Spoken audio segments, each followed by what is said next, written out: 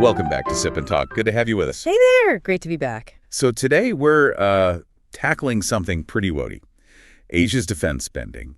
And tied into that, China's military strategy. It's a lot. It really is. But we're planning to break it down, right, into sort of 5 key chunks. Exactly. 5 main areas to help us get our heads around it. Okay, so we'll kick off with why countries even spend so much on defense in the first place.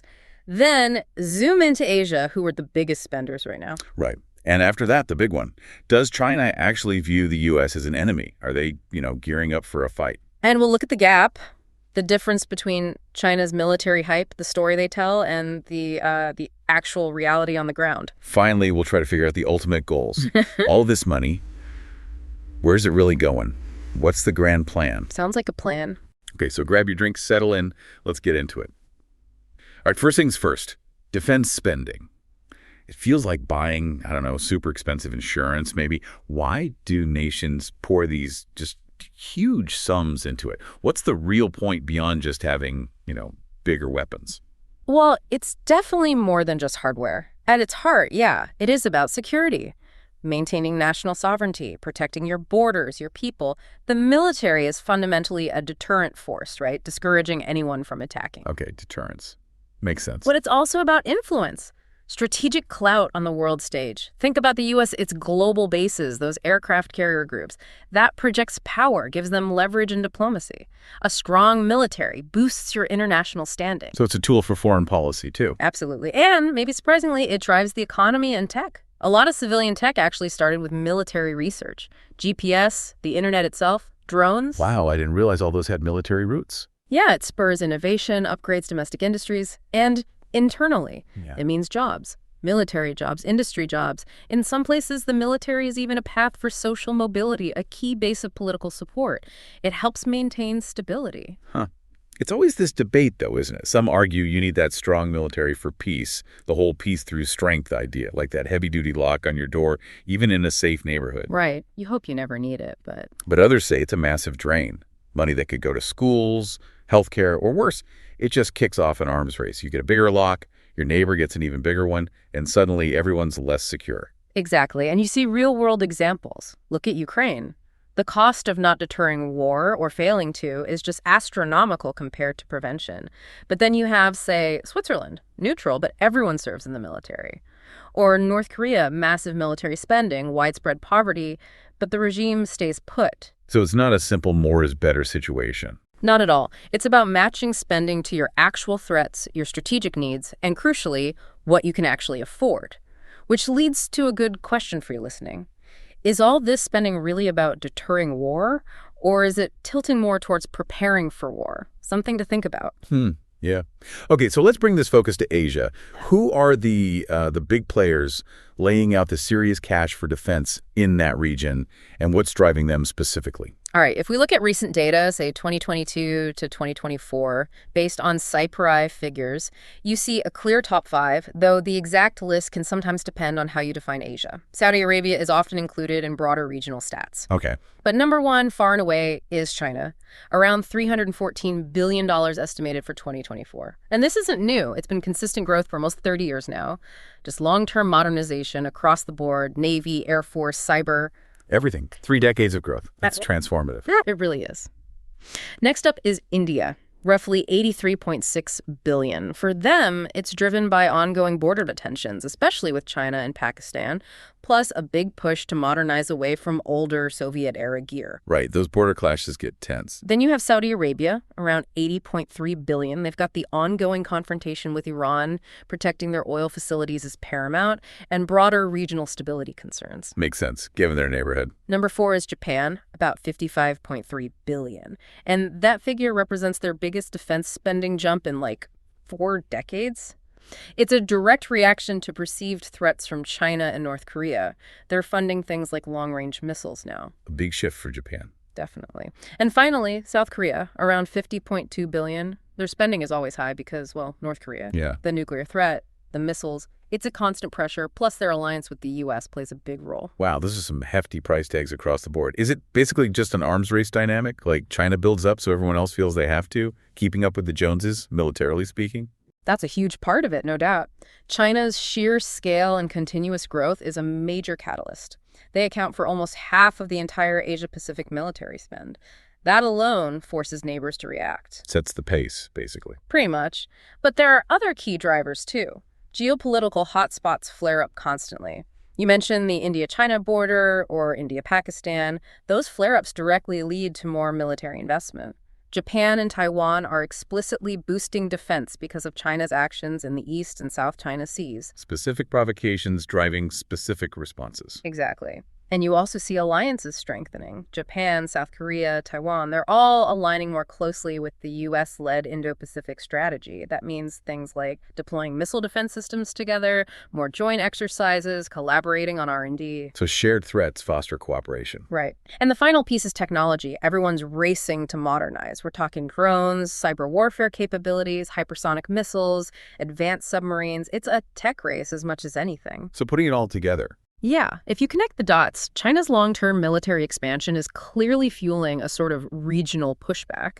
Its neighbors aren't just spending more, they're strategically shifting towards higher-end capabilities to counter that perceived dominance. Okay, China's spending is clearly having a huge impact, which brings us to that really pointed question.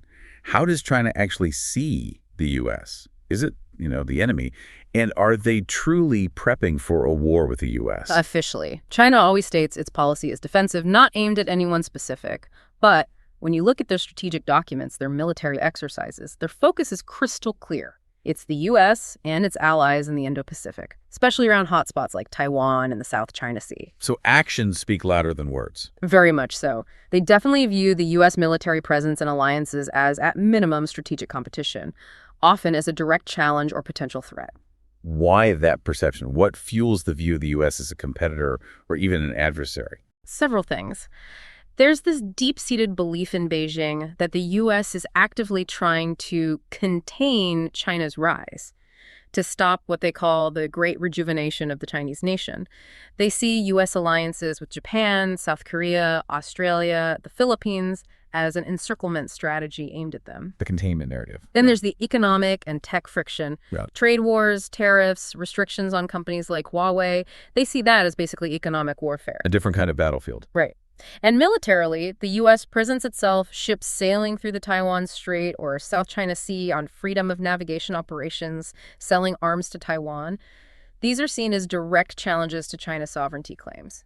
Some analysis suggests Beijing has viewed the U.S. as an adversary, in some sense, ever since the Korean War. Wow, that far back. And finally, there's the ideological clash. China's authoritarian system versus the U.S. promotion of democracy and human rights. It's a fundamental difference in values. Okay, so a mix of strategic, economic, military, and ideological factors all point toward seeing the U.S. as the main competitor. What about preparing for war, then? How real is that? They are absolutely accelerating military modernization, no question. Expanding the nuclear arsenal, the projection is maybe over 1,000 warheads by 2030. Developing really sophisticated anti-access area denial, A2AD stuff. That's the keep-out strategy, right? Exactly. Anti-ship missiles, anti-satellite weapons, cyber tools designed to make it very costly, very difficult for the U.S. military to operate near China's coast, especially if there's a conflict over Taiwan. They've built a base in Djibouti looking for more logistic spots. They're building reach. So they are preparing capabilities. Yes. But, and this is crucial, the assessment generally, is that these preparations are still primarily aimed at deterrence and defense.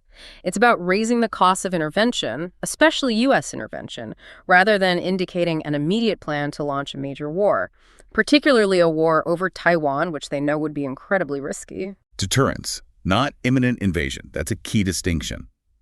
But then, what about all the war talk you sometimes hear coming out of China?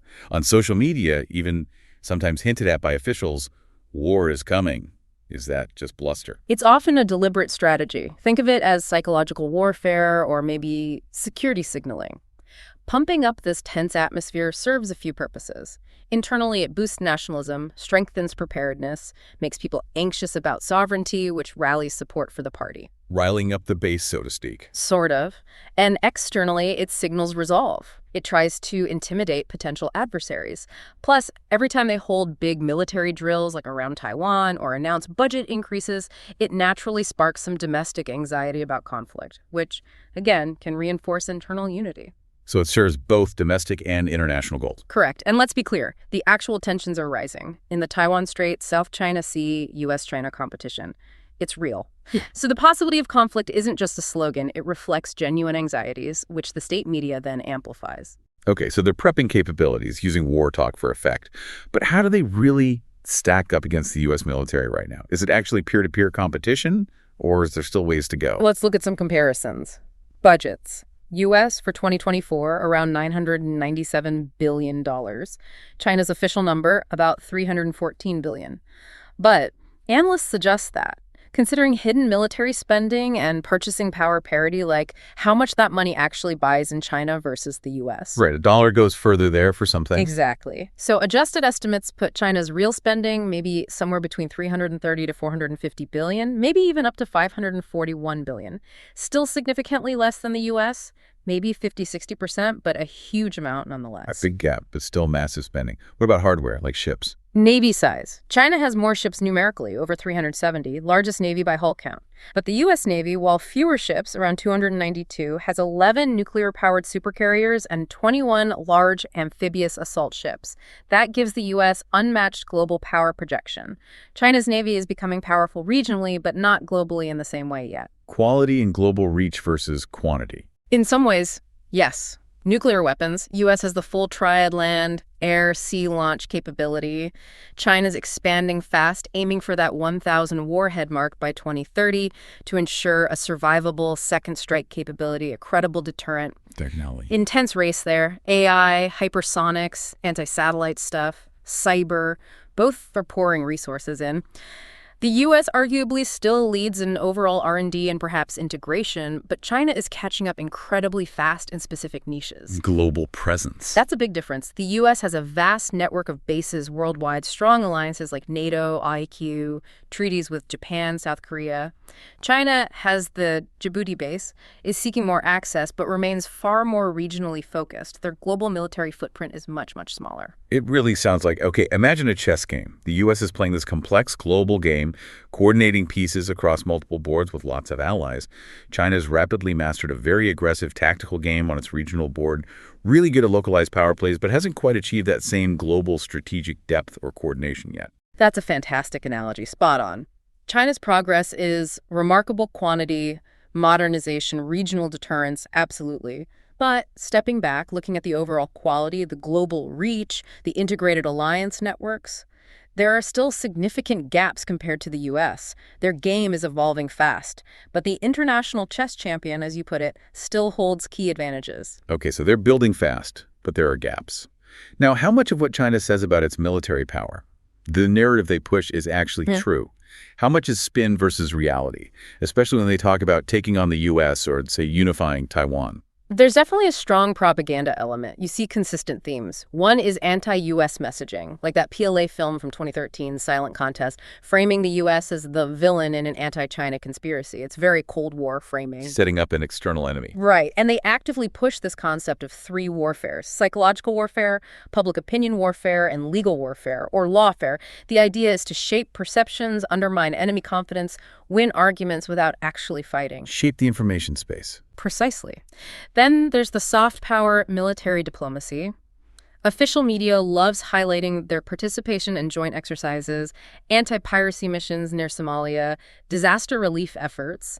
It paints the PLA as a force for world peace. Contrasting narratives there. Definitely. And they constantly cite stats having the most naval vessels globally, claiming their missile and air defense systems are now on par with the U.S., and you even see it in cultural things like PLA posters going back decades with slogans like Resist America, Fear America, but also Paper Tiger, trying to build patriotism and readiness while also maybe downplaying the threat a bit. Okay, so there's the narrative. Yeah. But where does it bump up against reality? Especially claims that they could, say, easily take Taiwan. How much of that is just wishful thinking projected outward? Well, there are some pretty significant challenges, almost absurdities if you took the propaganda literally, that get glossed over. For example, the idea of an easy amphibious invasion of Taiwan. Experts consistently point to the sheer difficulty. It's a 180-kilometer wide strait, often with rough seas. Not exactly a walk in the park. Not at all. Taiwan has been preparing for decades, investing heavily in asymmetric defenses, things like those Javelin and Stinger missiles, doubling stockpiles. And then there's the huge variable: potential U.S. intervention. An invasion on that scale against determined resistance with potential superpower involvement. There's no historical precedent for success. They tend to downplay the U.S. role in their scenarios. Often, yes. Propaganda might suggest the U.S. won't or can't intervene effectively, but U.S. policy is committed to helping Taiwan defend itself, and countless war games show U.S. intervention, especially with allies like Japan, could be decisive. The propaganda often ignores this alliance factor. What about the economic fallout? Hugely downplayed. Invading Taiwan, the heart of global semiconductor manufacturing with TSMC, it would crater the global economy. And China's own economy would suffer catastrophically from sanctions, supply chain collapse, market panic.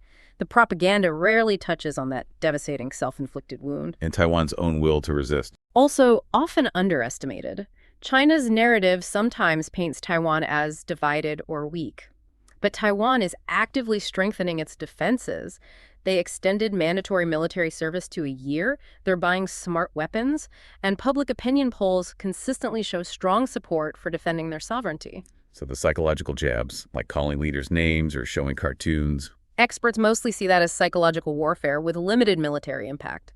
It might stir anxiety or anger, but it doesn't change the fundamental military calculus on the ground. It's almost like, imagine a neighbor constantly blasting really loud, scary music. It makes everyone uneasy, sure, but it might also just annoy people, make them want to call the cops or team up with other neighbors or build a higher fence. It could actually backfire, couldn't it? That's a really good analogy. That kind of constant aggressive signaling can absolutely breed resentment and alarm. It can push countries closer together in opposition. It's a tool meant to project power and deter, yes, but it carries the risk of hardening resistance and undermining trust, making peaceful coexistence much harder down the road. So, the story they tell often conveniently leaves out the really hard parts: the military hurdles, the economic catastrophe, the international backlash. Exactly. The gap between the projected image of overwhelming strength and the complex, challenging reality of actually initiating a major conflict is significant. Okay, let's pull back for the big picture then. Yeah. All this spending, this modernization, the complex messaging. What is China's ultimate purpose here? What's the grand strategic objective behind these trillions of yuan, and how is that money actually divided up to achieve it? It's definitely layered, multiple goals overlapping, but we can break it down into roughly 5 core objectives and even estimate how their total security budget, which includes both defense and internal public safety, might be allocated. We're talking maybe 3.28 trillion RMB estimated for 2025 across everything. Okay, 5 main goals. What's number 1? The absolute top priority, getting the lion's share, maybe around 45.7% of that total security spending, is regime stability. Internal maintenance, basically. You have to remember, the PLA isn't just China's army, it's the armed wing of the Communist Party. Its primary job is protecting the party's rule. Protecting the party, not just the country. Fundamentally. That means suppressing anything seen as a threat. Potential color revolutions, religious groups, separatism in Xinjiang, Tibet, Hong Kong, and preventing Taiwan independence. A huge chunk goes to public security and internal surveillance, control mechanisms. You hear stories, right? Someone posts a critical video online, and 10 minutes later, the internet police call telling them to take it down. That's that stability maintenance machine working with chilling efficiency. It shows their digital control and their deep fear of losing control over public thought. So for that regime stability piece, it's kind of like trying to have a private chat inside a giant glass maze. And if you say something the maze keepers dislike, they disappear and shut you down. It's less about keeping you safe, more about keeping you quiet. That captures it perfectly. It's about controlling information, suppressing dissent, all under the banner of stability. Okay, so nearly half the budget is internal control. What about the rest? The other objectives get roughly equal shares, maybe around 13.6% each. Next is international confrontation, or challenging the U.S.-led order. This supports the Great Rejuvenation narrative, building the military muscle needed to back up China's growing economic and political power, globally protecting Belt and Road projects, securing energy supply lines, demanding more say in international institutions. Using military power to support global ambitions. Exactly. Then, also around 13.6% is peripheral sovereignty control. This is where Taiwan looms largest, seen as a core interest, a historical mission. Huge investment goes into the Navy, Air Force, missile forces, especially those A2AD systems aimed squarely at deterring or defeating intervention by the U.S. and its allies like Japan in the seas around China. Focused on the immediate neighborhood. Right. Next, another 13.6% for military technology leadership and what they call civil-military fusion. China wants to leapfrog conventional military development, jump straight to dominance in high-tech warfare. AI, quantum computing, hypersonics, cyber. And they integrate civilian companies, like Huawei, directly into this strategy. Military needs drive national tech upgrades. Military R&D pulling the whole tech sector forward. That's the idea. And finally, the last 13.6% goes to psychological deterrence, the win without fighting concept. They know actual war is ruinously expensive. So a lot of the buildup, the flashy exercises, the strong statements, the media displays, is about creating a perception of overwhelming strength, making conflict seem unwinnable or too costly for adversaries. It's building an armed bargaining chip to make opponents back down without a fight. So it's a really complex mix. Internal control is paramount, then projecting power outwards, securing borders, racing for tech dominance, and trying to win conflicts before they even start through intimidation. That sums it up well. It's a multi-pronged strategy serving domestic political needs, regional security goals, global ambitions, and technological advancement. But as we've discussed, these huge ambitions come with enormous economic costs and the very real risk of escalating tensions and potential miscalculation.